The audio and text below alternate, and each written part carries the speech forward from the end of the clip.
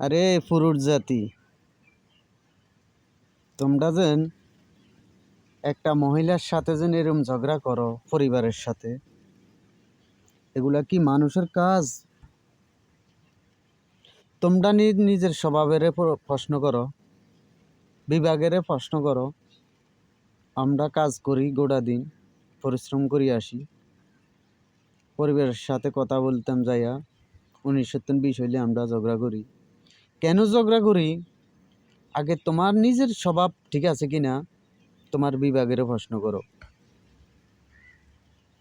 তোমার বিভাগে যদি প্রশ্ন করার পরে যদি বলে না আমার স্বভাব খারাপ, আমি নারীর স্বভাব দিয়ে কী করবো?